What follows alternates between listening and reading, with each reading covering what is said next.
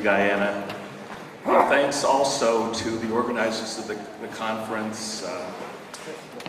Guyana has a very capable assistant, Katrina. The translators are wonderful. The AV guy. I want to thank them all. Thank you for your kind attention. As you might know, earlier, just a couple days ago, Thursday, Friday, I taught a master class, a 2-day workshop, had 16 students, and was very, very encouraged because the capacity for learning, the intensity, just the general competence of that class was well above average. So I'm very, very optimistic that there will be a generation of sign painters coming up in Russia with an eye toward tradition as well as contemporary, efficient styles of lettering that can be done in Cyrillic as well as Latin and maybe Greek. The foundation strokes for Latin and Cyrillic have much in common, so going back and forth is quite easy. Now, the topic of my presentation, the title of the presentation, is just 100 years survey. I go a little before and a little after, just so we get a running start at this. The whole history of American sign painting is about 150 years old, and I was born in 1951, call it the second half of the 20th century. So in my lifetime, I saw lettering around me, and up to the age of 15, I was not such a keen observer of hand lettering, but at 15, I started with the brush and became much more knowledgeable, so that at age 18, I began my professional career in the sign trade. But that wasn't my only career. I went on to university, got a degree in art. After that, graduate school, got 2 more degrees in art. So I have both a trade, okay, and academic credentials to go along with it. So I consider myself to be sort of a practitioner, historian, who was thoroughly immersed in the trade as the trade was reaching its high point. And every culture does have a high point. We look to the Trajan inscription in Rome, which was cut in the year 113, 114. We see that as a high point in Roman times. It wasn't necessarily the only good example. There were good examples before and after, but we look to one example as being probably the epitome of our current Roman letter form, majuscules.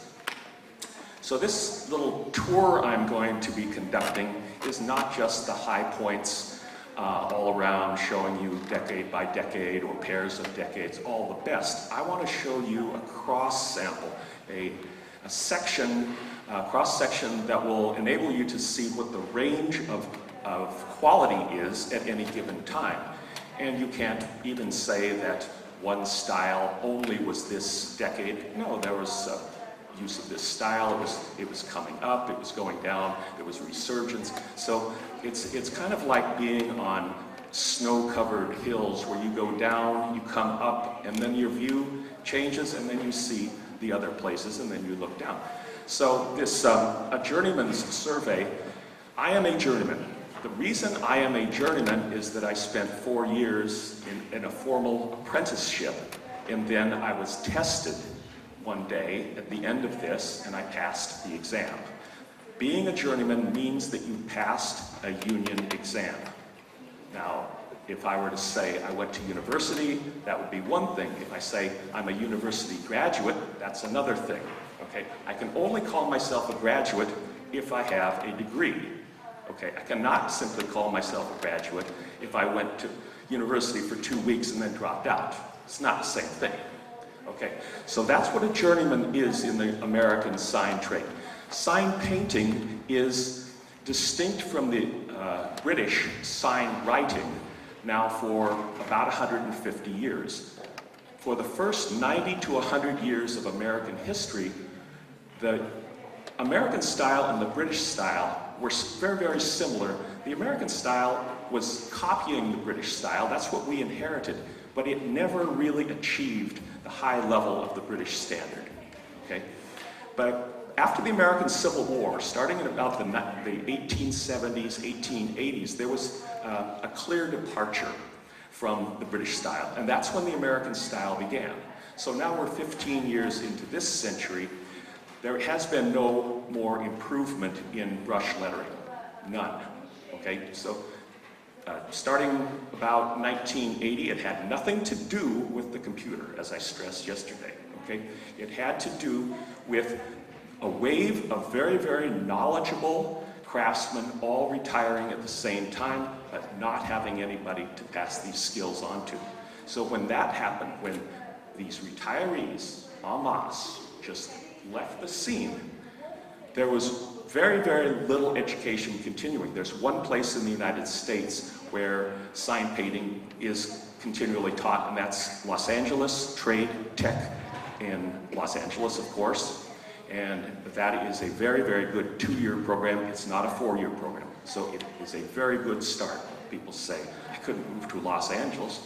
Well, excuse me, people who want to be actors and actresses move there and they don't even have a job. So, you know, if they can do it, you can do it. Sign painting here is set in a typeface. Would you know that?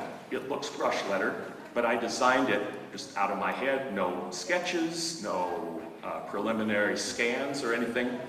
These were just drawn on the screen one by one, and it's a 3-part font. Does everyone know what a layered font is? Okay, 3 different fonts with the same metrics that you can overlay. So in the red border here, you see the black lettering color, and then on the side you see a light gray, and on the underside you see a dark gray. 3 different values in the same font, okay? 3 fonts that work together in a tree.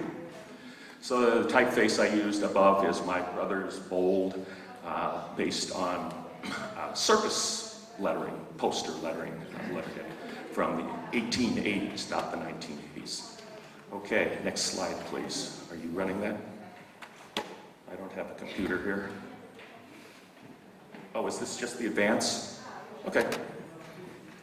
Let's see how this works. Hey, bingo. Okay, thank you. So this is an example of a gold leaf sign. This is on glass, reverse gilded. In the top line, you see a difference between the matte area and the glow line around it. The matte area was acid etched. These were mass produced in the Milwaukee and Chicago area. The sign does not date from 1852. That's when the company was founded. Okay. But this style of lettering was very, very common in the late 1800s, and you can tell that a sign painter designed it. And I'll be talking more about glass gilding as we go along. Okay, these are examples of gilt signs, but they're on boards and not on glass. So this is what's known as surface gilding. The gold leaf is laid on varnish that is not quite dry. And the background is painted black, okay? And while that black is still wet, then black sand is poured on it. And then a week later, the board is inverted, the black sand is shaken off, and you get sort of a velvety black background. And I apologize for the bottom slide being upside down, but I kind of like the way it appears to have bled in the rain, so I left it. Okay, this is lettering on masonry, and this informed sign painting for about 100 years.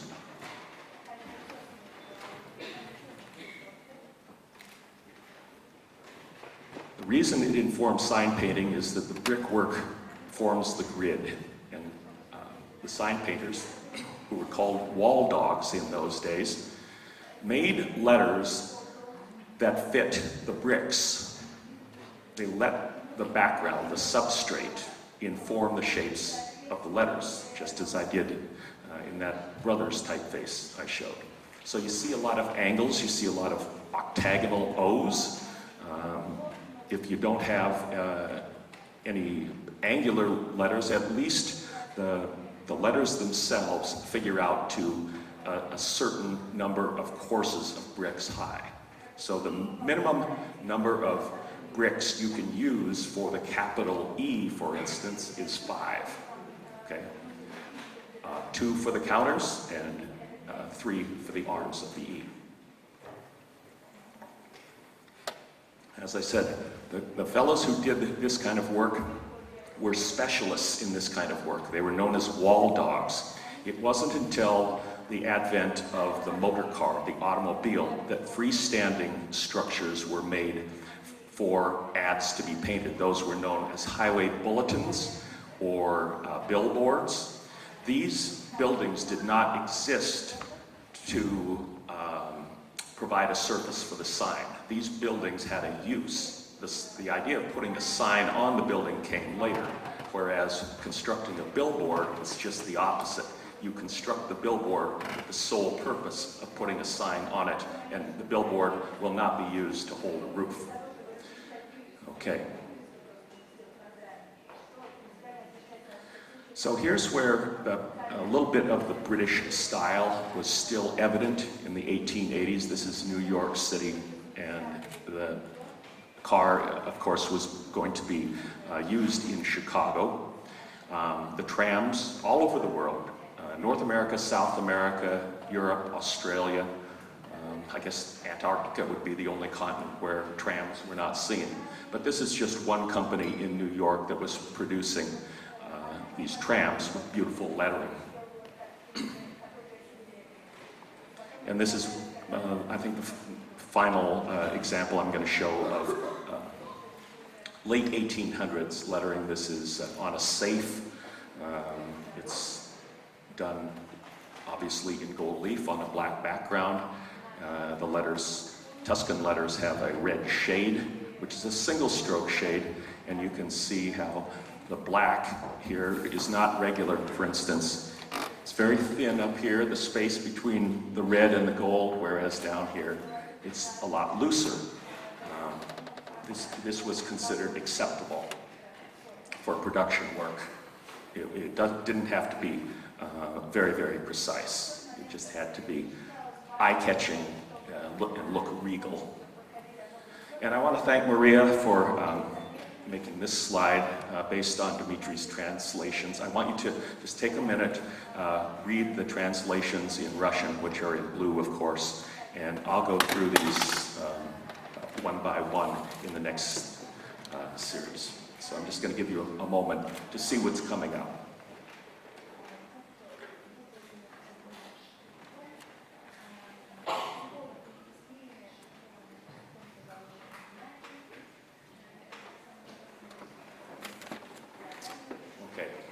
Here we go.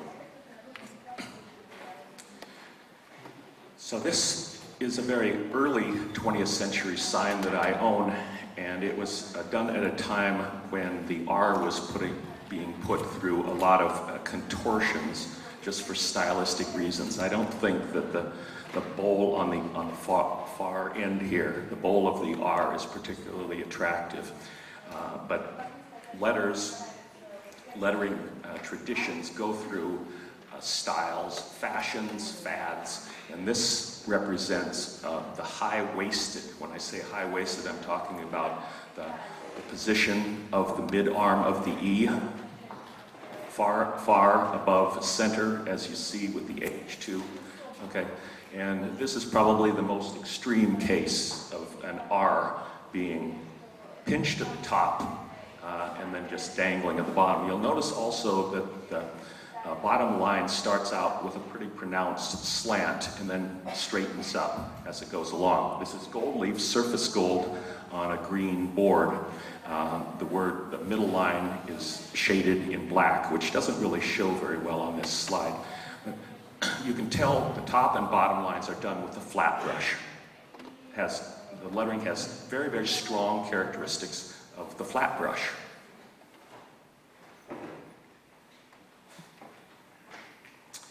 And at this time, also sign painting manuals were coming out and show card writing manuals to help American sign painters learn the proper techniques, how to hold the brush, how to do the foundation strokes, how to establish the width of a letter before getting to the details. And this is simply a page from one of those many, many manuals published in the late 1800s and early 1900s. Here's your single stroke letter, the minimalist, but this is definitely not Swiss. This is what was called Egyptian, okay, which is an outdated term these days. Egyptian is as outdated as, say, the term horseless carriage is for car. Okay, we wouldn't go to a car dealership and ask for a horseless carriage. They'd laugh at you. So anybody who uses the word Egyptian has been reading the books, but is not part of the sign painting culture. Is that clear? So forget the word Egyptian. It's gone, it's extinct. Here's an example of a Rawson and Evans glue-chipped sign. Rawson and Evans was the biggest manufacturer of glue chip. When I say glue chip, I'm talking about a certain process where animal hide glue is poured on the back of the glass. And the back of the glass has been masked out with the letters and so forth. And as that animal hide glue dries, it attaches itself so strongly to the glass that it and starts to crack like the bottom of a dried up lake bed. And as the animal hide glue cracks, these feathery little scallops are taken out of the surface of the glass. And it gives it kind of a feathered or frosted look, very textured. And then when that texture is gilt from the backside, water gilded, it has a very handsome matte appearance. So Rawson and Evans, also known as R&E, made a lot of these signs. And this is from the same period, about 1902, and I apologize, the blurriness of this slide is because I was in a dark area and the whole lettering example is covered with glass, so I just didn't have a very good opportunity. There is one wall sign in my city of Iowa City that was done by the same man. It's not in this presentation, but I have tried to find out his identity with no luck yet. Another of the same style. You'll notice the big curl on the bottom of the S, 1908, obviously inside the holly wreath, gives the date of this one. And this is gearing up for World War I, so this would have been in the late teens, right before 1920. That's all wall lettering. Here's one that uses pretty much an 1800s style, but this sign has been dated to the early 1900s. Quite an attractive Roman, and this again is a gold leaf on board. This is a fake. I did it. I confess. Okay, I don't put very many images of my own work in my presentations, but yes, this is made to look old, and you'll see that the background is slightly blended, and that was done with a roller. Everything else is hand lettered. And I enjoy doing these from time to time just as exercises. I don't sell them because often unscrupulous antique dealers will sell them as genuine antiques. They'll try to scratch them up a little bit or remove my signature from the back. So I don't do these for general consumption anymore, just special occasions. Very, very typical wall lettering, facial lettering from the early 1900s. These letter forms are the letter forms that inspire my types, my display types. So I find a wealth of information there, and you see only minimal decoration. It's all in the layout, it's in the letter forms, and the ability of the letter forms to be read from a great distance. It's the opposite of text type, or the opposite of the kinds of fonts you're reading on handheld devices. All of these letter forms are meant to be read at great distances, and not just at arm's length. Here's another sort of a recreation that I did for my own family's store, which is considered to be the oldest continuously running business in the state of Washington. The state of Washington is way up in the Pacific Northwest of the the only state that's farther up to the northwest is Alaska. So this store started as a little mercantile in 1885, and my brother Tom still runs it. So it's had a good long life and is still going strong. Now, vaudeville. Vaudeville was an entertainment, a kind of entertainment that took place in a performance hall like this before a lot of those theaters, as we call them, got converted to cinemas. So this was live entertainment, not movies. This might have become a movie house afterwards, but this is about 1915.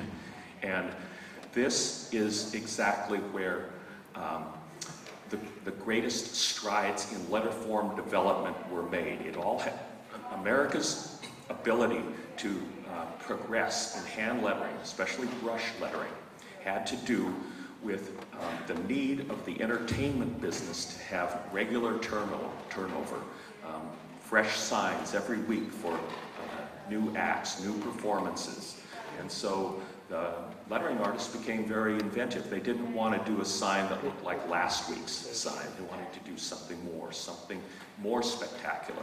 And so in the teens and 20s into the 30s, these show card writers, as they were called, were doing very, very inventive things. In other words, continuing the evolution of the letter form in a very extremely commercial environment. So you can see a lot of things going on here. Signage was important, vital to this industry. And these are all from the same period. This is the kind of lettering you would have seen in 1915, 1920, 1925. So going from top to bottom is just painted on the backside of glass. The middle example is a transom above a doorway, glass, gilded from behind. And then down below, there is a misspelling. Continuous doesn't need the first E, or the E after the first U. Nevertheless, I am very fond of the decoration, especially in the shade. You see that the scroll work over here is not related to the letter form. So that's just an extra. And we'll be talking about shades and how they're applied later on down the line. So this is just 3 examples of time around 1920. But once we get into the 1920s, things start to change dramatically. Signs can be illuminated with light bulbs, and that was a big thing. And then jigsaws, cutouts were made because steam-powered saws enabled such things. Movie titles, again, the entertainment industry definitely spurred the development of letter forms and new alphabets at that time. And I'm talking about hand-lettered. Wood type, it was separate. Chromolithography, separate industry. I'm talking only about sign painting styles that were eventually turned into typefaces. And as I mentioned before, the highway bulletins were constructed specifically for the motor car. There were no highway bulletins along the railway tracks. It was the motor car that caused billboards to be constructed in the first place. More vaudeville, and this was silkscreen printed. So silkscreen, serigraphy as it's known, came into the sign trade as a production method, and at that time it was called screen process. That's how it was known, not silkscreen printing. Printing is technically the transfer of an image from one surface to the other. Silkscreen is a stencil process.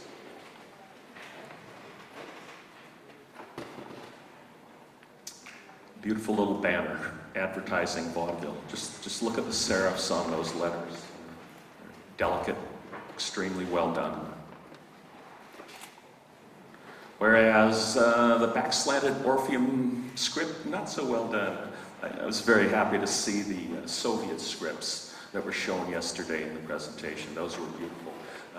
the Orpheum really doesn't hold up to that kind of beauty. But the sign painting below, the just single stroke letters, very, very typical of that era. This was considered ordinary work, and no more than a half an hour would be allowed to produce this sign, even including the red initials. No, half an hour would be about the limit, or you were fired. This is a photo by the American photographer Walker Evans. And Walker Evans was not only interested in the whole craft and business of photography, the art of photography, he was very interested in signs as well. And a big portion of his work, his body of work, the photos that he took over the years, included signs. I don't have any evidence that Walker Evans was himself a sign painter, but for some reason he was extremely interested in signs and painted signs in particular. And this shows a man carrying what's called a sandwich board, an ad. You see him from the back, but there's another ad on the front. And this is during the Great Depression in the 1930s, when times were tough and poverty was widespread. You can go through any Walker Evans book, a retrospective of his work, and see signs like this. And this is a set of 4 plates by the famous American show card writer, H.C. Martin of Chicago. And this is from his book, 1,000 Practical Show Card Layouts, showing how big, bold, in some cases, lettering can get a message across, and how secondary copy should be placed. You want the most important items to be big before they get read first. So 4 examples from Martin. And he was not a sign painter, he was just a show card writer. And that means that all of his work was meant to be seen indoors. That's the primary distinction between show card writing and sign painting. A sign can go any place, indoors or outdoors, but a show card is done on cardstock with water-soluble paints that would run in the rain if they were to be left outdoors. So even though some show cards were placed outside of the performance halls in display cases or display windows, they were still intended to be read at about arm's length or 2, but certainly not from several meters away. Okay, so you have a captive audience, you have close-range viewers, and those lettering styles were meant to be read up close. Another set of ads in the show card style. It appears to me that perhaps a mistake was about to be made.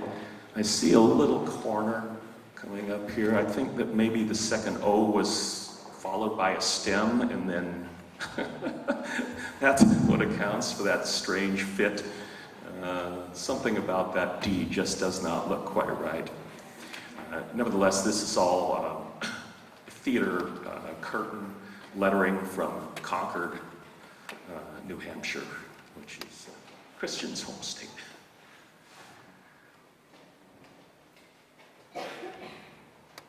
More single-stroke lettering.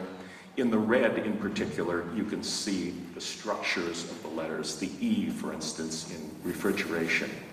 You can count the strokes, the downstroke, and then 3 arms to complete the letter form. The A, you can also see the squaring strokes at the foot to get the sort of level cuts right at the baseline. So this is another theater curtain. This is what we call single-stroke lettering.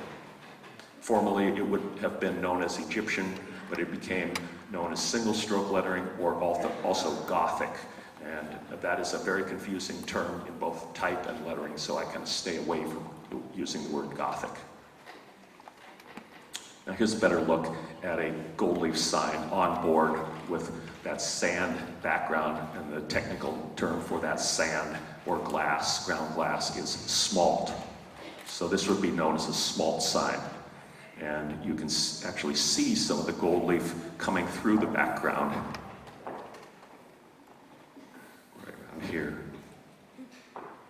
And this was typical for for its time, the Roman letter, and this is from Seattle, Washington. Now this is very interesting. This is kind of a poor man's guild, as we say. These letters were painted on the post office window on the outside, okay, and before the varnish was dry, it was dusted with aluminum powder, and that dusting gave the letter forms, you might say, armor against the weathering elements. So lettering such as this on the outside of the glass that was dusted with aluminum, also known as an aluminum dust job, tended to outlive any other kind of signage. And originally, the letters would have had a red painted shadow, and of course, that was the first to go. This is about 1925, and unfortunately, the post office building is no longer there. The town is just barely hanging on. I was lucky to capture this photograph before the building was torn down. So that's Washtenaw, Washington, again, my home state of Washington. This is a restoration that I did. I did not design these letter forms, and I would never have designed a W like that. Adrian Frutiger, who just died recently, a very famous type designer, talks about the W being a hanging form. If you can imagine a clothesline, all of the broad parts of the W are at the top, and it should be, the points should be at the bottom, because the letter is a hanging letter. It isn't a standing letter, so it doesn't need feet. It can be up on its tippy toes doing a pirouette or something. Now, the weight of the letters is a little bit deceiving. This is the true weight, where you can see the glow line around the letter. It's just bad reflection down at the beginning of the line. The scrolls and everything is where the glue chipping did not take place. So this is the bare glass scroll work, and everything else had the animal hide glue on it, and that's what scoured out these feathery shapes. Again, that's called glue chipping. And still being done widely these days, but not by the same company. Rawson and Evans ceased to exist about World War I time. Anyway, this is a restoration that I did. I was proud of the way it came out, but you know, I was helpless to improve the letter forms on it. These are post office signs. I was talking about the poor man's guild. The gents sign down there is called the poor man's bevel. It is just the chipped edges, and there's a certain tool that you can use that's fastened to a tabletop, and you put the glass in, and it just takes little bites out of it every couple inches. And so that's a glue chipped sign as well. Above you just see plain hand lettering on privacy glass.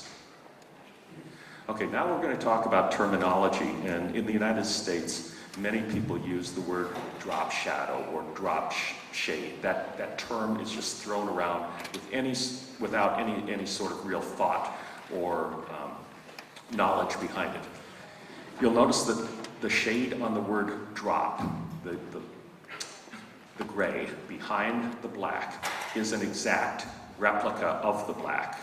In other words, you can imagine the black letters and the double quotes are cut out of black construction paper and actually levitate off the surface. So there's airspace between the black letter form and the gray that is being cast on the background.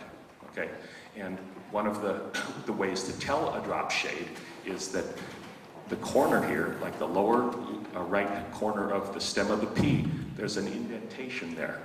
Okay, it's not full. Conversely, this is not a drop shade. This is called a close shade. You'll notice that all of the strokes end in an angle, okay? Not exactly following the letter form. So above is an example of a drop shade. Below is an example of a two-tone close shade. And again, when I say two-tone, I'm talking about the underside strokes being a darker color of gray, darker value than you see on the side. So that's what we call a close shade, and in this case it's an offset close shade, meaning that there's a little sliver of white between the gray and the lettering color.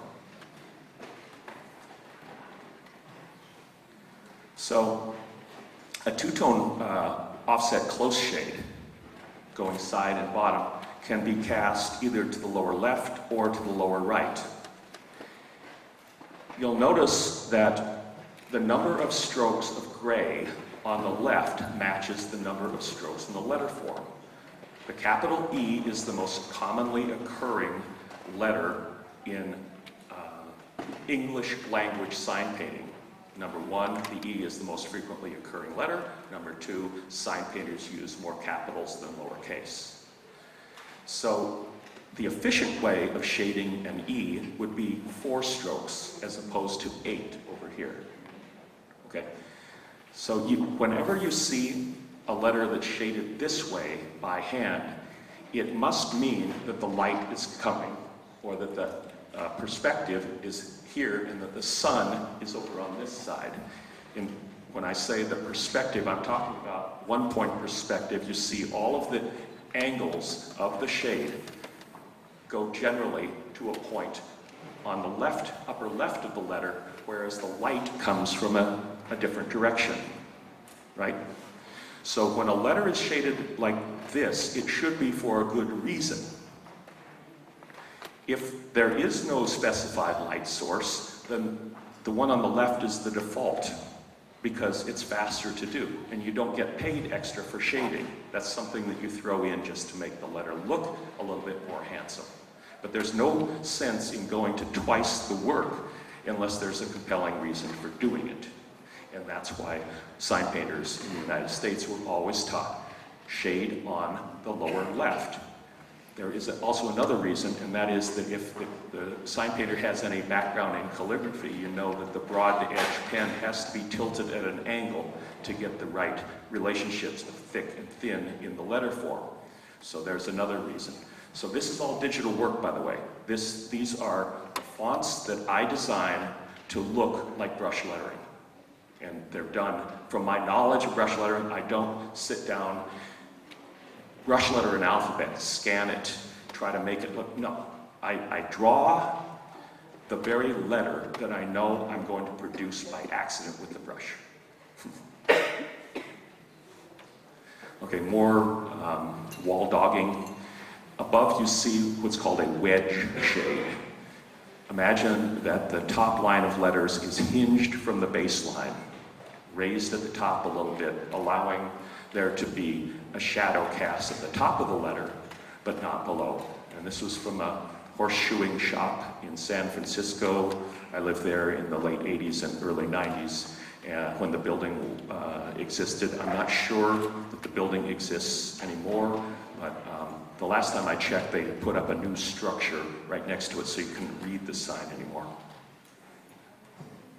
And here again, you see the wedge shade on the top line, speedball. So this gets us into an area that isn't truly sign painting, but it had a great influence on sign painting.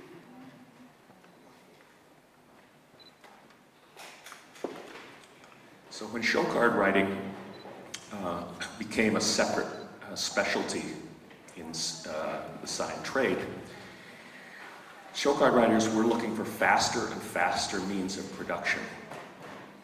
And pens were being developed to enable this. But a pen can only hold ink. It can't hold paint. And it works best on a light color background and not a dark color background because the contrast between the black ink and the background is the highest if the background is light in color. So I grew up in the city of Tacoma, Washington, near Seattle, where this very pen was developed by a man called Ross George. And he had a partner, William Hugh Gordon, and the two of them were letterers and also inventors.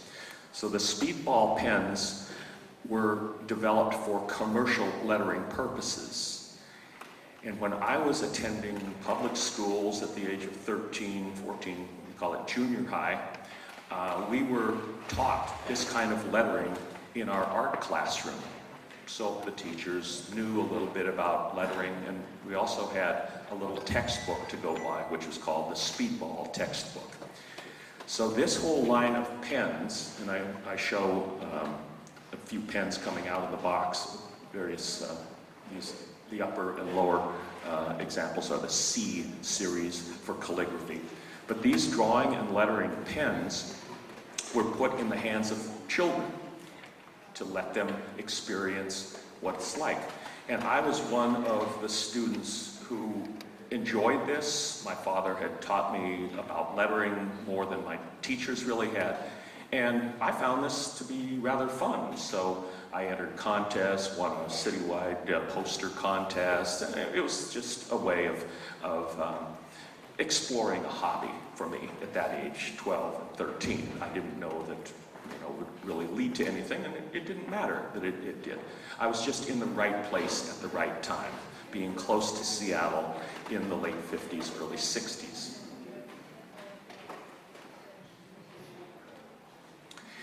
Now we're going to skip to the town where I now live. This is a sign that I salvaged from an old barber shop that was about to be torn down, and the top line is traditional brush lettering, done with a red sable brush. That's show card writing. Slightly different from sign painting, but very similar. However, the two bottom lines are done with a speedball pen, and that's a very typical work, good quality, and fast to do. So this was, I think, 1939, 1940, but the style is much older. There's an ad for a speedball pen. I'll just let you admire that. If you don't read English, I'll let you read the whole thing if you do read English.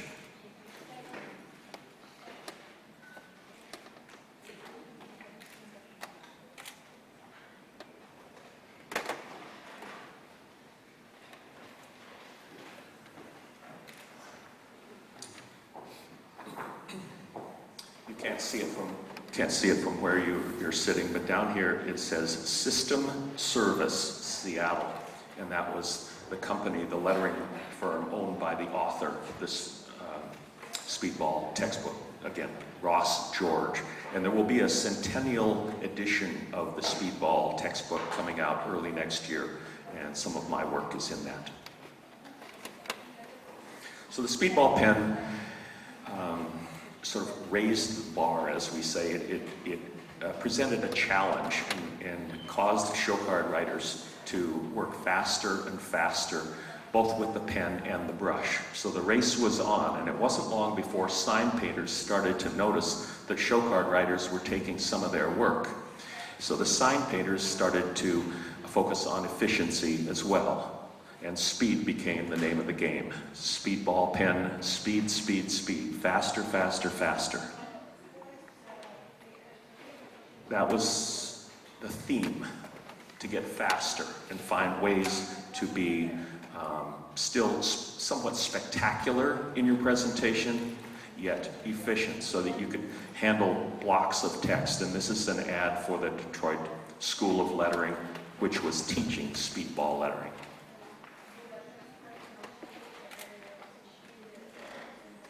That is all pen and ink work. And then they photographed it and went from the negative. So the original of that would have been black ink on a white background. And I really like this line that says, "Can you make $1 an hour on such work?" And there should have been a question mark. Well, $1 an hour would have been, a very, very handsome wage in those days. So here's some real, true speedball work from the 1930s. This is from a little department store. And it's not exceptional, but it's certainly adequate, somewhat mundane, and ordinary stuff. Now this speedball lettering artist was not a very good brush letterer, as you will see in this slide. Same artist, but had not learned to do brush lettering. So I suspect that the speedball lettering was taught in school and the rest was kind of made up. You certainly don't want to shade a letter with another lettering color. So your orange would be a lettering color, your brown would be a lettering color. You don't shade one with the other.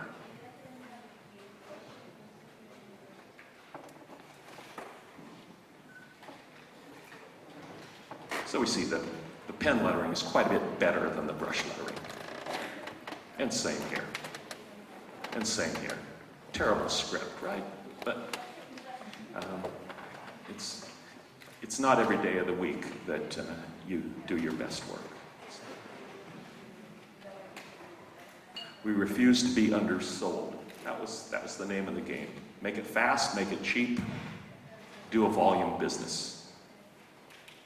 Okay, Los Angeles. This is much more spectacular, isn't it? This is one of the centers of show card writing, and the movie industry, of course, is centered in Hollywood. Show card writers went there to do this kind of work for the movie industry. So this is after vaudeville, somewhat, and sharing the space, you might say, but this is the transition era. This is when the theaters were becoming cinemas, and they were dual purpose for a while. So Judy Garland was a star, you know, and starred in The Wizard of Oz, and had child appeal. All this hand lettering on the central display was done by a person who had been in the business for quite a while. This is expert work. This is totally professional. This is above journeyman quality. It's the work of a master. And this is what a theater curtain looked like before the movie. They would force the audience to look at the local ads for the businesses. So just like you're looking at me, saying, next slide, next slide, next slide, please. I force you to look at this curtain for a while so that you can patronize the local businesses that paid to have an ad there. These two kids are down in Florida, hopefully going for the cold drinks and candies, but not the cigars. An example of truck lettering. So this is solidly sign painting. It has nothing to do with show card writing. It was not done by a show card writer. This is a sign painter who learned the union system.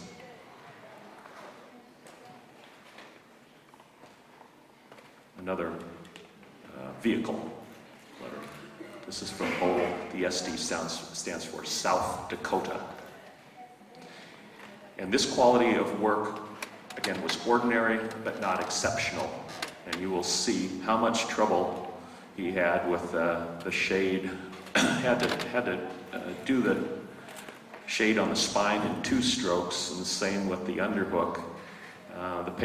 The red paint wasn't working for him very well that day, and it was working even less well by the time he got to this letter, where he goes over and over and over the strokes, trying to get the paint to flow out of the brush. So he was probably working on either a hot day or a cold day, where the paint was not cooperating.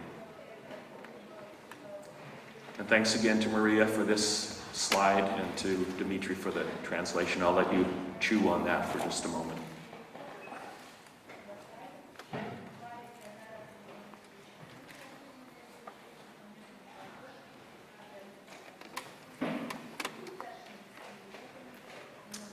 So I was born in 1951 and started in the sign trade in the late 60s. I started noticing signs when I was, maybe 12 or 13. So that was in the early 60s. But I saw signs when I was growing up in the 50s. And these are some of the changes that occurred during the 1940s and 1950s. Paint rollers eliminated the need to brush paint backgrounds with a brush. Plywood substrates, in other words, before plywood, you just had blank boards, okay, not composites. And then pressed boards like masonite came in.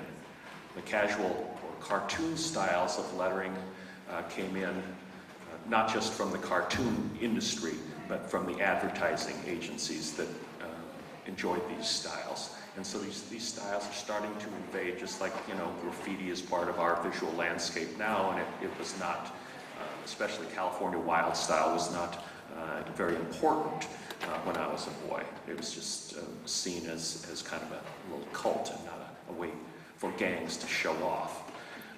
Neon signs, of course, became very, very big in the 1940s and 50s, post-World War II years.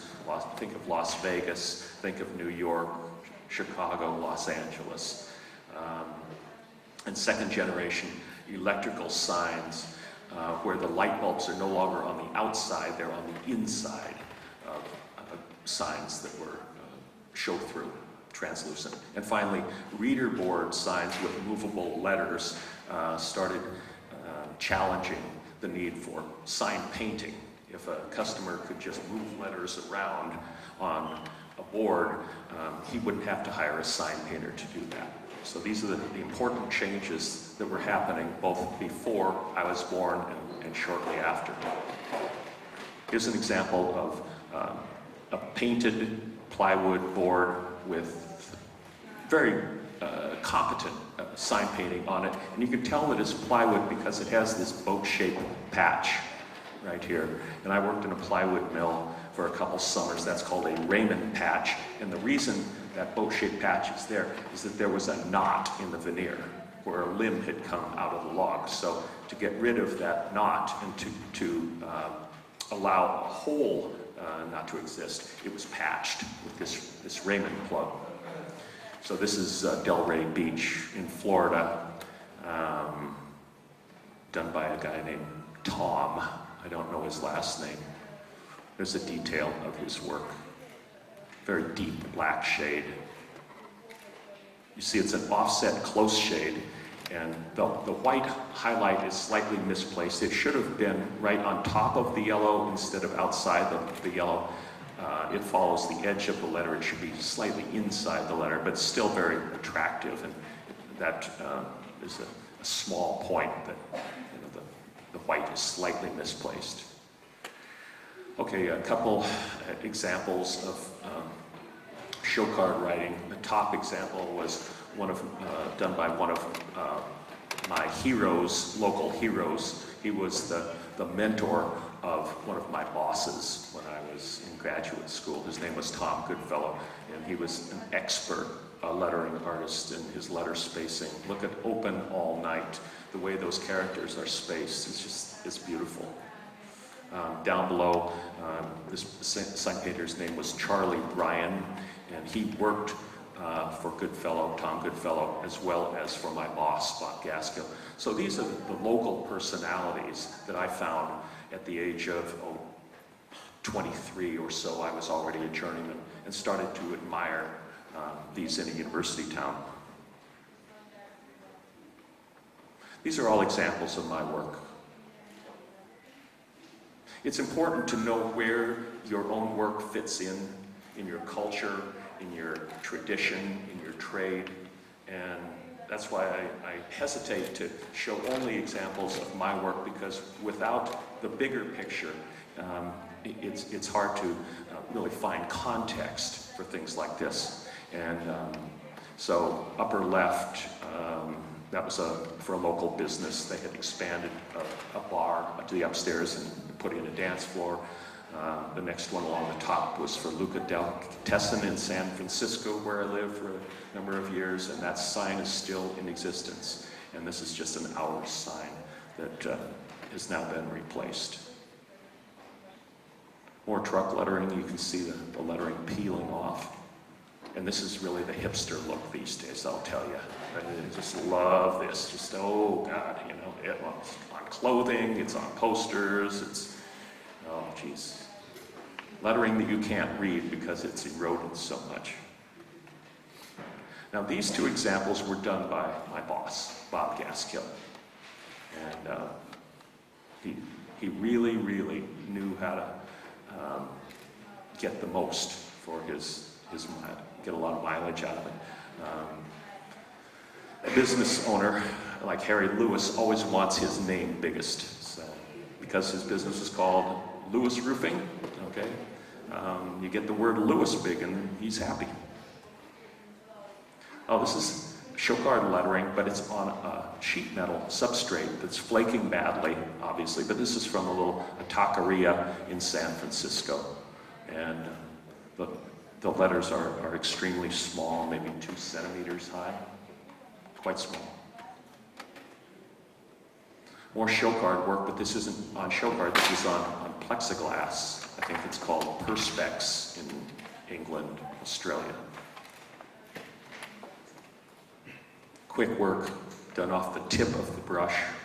Again, this is not what we call sign painting, this is show card writing. It's faster than sign painting. This is show card writing. Russ Moser was the name of this artist. He did all of the display cards for a 6-story furniture store in downtown Des Moines, Iowa. And he had a little studio in the upstairs. And on a couple of occasions I went up to visit him, and he was just a wonderfully cordial and welcoming fella. And each time I visited him, he'd say, well, what do you want to take with you this time? And so he'd just give me the pick of all these cards on the wall. So I picked this one, I picked a number of others. I felt a little bit greedy taking so many. He said, oh no, take them, you appreciate them. So I always love to recognize him in these lectures. It's very small work. The bottom line of copy might be 1 centimeter tall. Okay, now we're getting into the time when I learned the trade. This is when I was getting into the business. And we started using plexiglass, as I say, anodized aluminum. Materials were changing, methods were changing. The electro-pouncer came in, and that is a machine. It's like a mini arc welder with a stylus, and you can burn holes in paper. Those holes serve as stencils so that when you beat the paper with a bag of powdered charcoal or powdered chalk, the powder will go through the holes wherever you've drawn an outline. So you lift the paper up and you have a pattern to follow. It's called a pounce pattern. So instead of a manual wheel with little spurs on it, you could use an electro-pouncer. And then vinyl-coated canvas came in. Vinyl films also came in, but because we didn't have a computer, we cut them all by hand. The use of tapes as masking your lines, top and bottom lines. Scotch tape is made by a US company called 3M. It's really the best for that purpose. And then you see rollerboard signs that could actually, they weren't stationary. The merchants could actually roll a trailer out to the highway and have the signs there. So that kind of changed the landscape a little bit too. And then large lettering on semi-trailers. As the trucks got bigger, the surfaces for lettering got bigger. And so you saw a lot more lettering on large motor vehicles. That's me. I had just become a journeyman. I was very happy on that day. I was in business with a guy 10 years older at this time, and I always enjoy working with older guys. I was fortunate in that I got into sign shops before the unions had died, and I would be working along the side of guys, almost all older than me. Very few younger guys, unless they were related to the owner. Okay, so.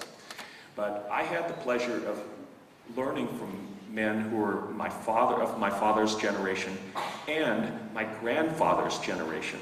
So when I was this old, I was working alongside guys who were 20 years older than I am now. They're in their mid-80s and still going strong. And I learned the most from those guys. They'd be working down the bench at the end, and the only time I could really have any contact with them was during lunch, or especially afterwards when the family men would go home or they'd go to the tavern or so, and the old guys would stick around and clean up the brushes and grumble about everything that had gone wrong that day. And I was just, all ears. I wanted to learn. And that's when I learned these stories, and very privileged to be able to tell the stories of American sign painting even before my lifetime, because these old men started in the early 1900s, the beginning of my talk. So I'm getting this information firsthand from the guys who learned it, and I loved it. I couldn't get enough of it. So being around my partner Ed Otten was a real privilege, as well as a business venture, a going business venture. So Ed and I became very quickly the stars of our little trade, and we had virtually all of the business that the University of Iowa could give us. And the University of Iowa has a student enrollment of, I think it's 35,000. It's the largest teaching hospital in the nation. So it's a sizable community. It's like a city within a city. So Ed and I, our reputation just skyrocketed once we teamed up and became like the Williams sisters in tennis. You just can't defeat us. So it isn't that we were getting egotistical. We just looked around and saw that nobody else in our trade was interested in excellence.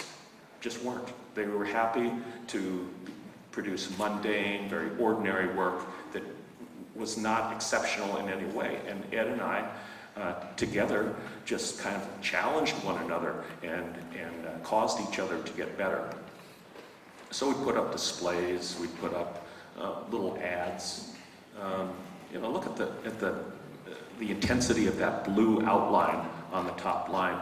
I mean, that was done in the 1970s, okay? So 40 years and the blue is still intense. You can't get good blues that will have that kind of life anymore. So the materials, unfortunately, have gotten worse.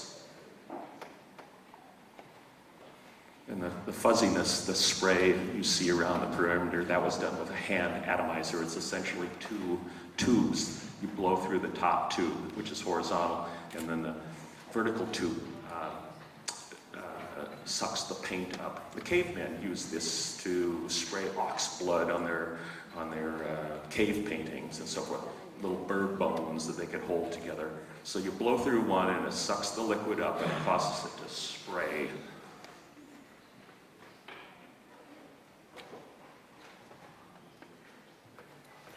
So these little show card ads were placed around town where merchants had windows that were available, and normally I would approach a merchant and say, if you're not going to put anything in your window, could we use that for a month, and then I'll do the signs, the little show cards for the store in exchange. They say, oh, of course. So it worked out nicely.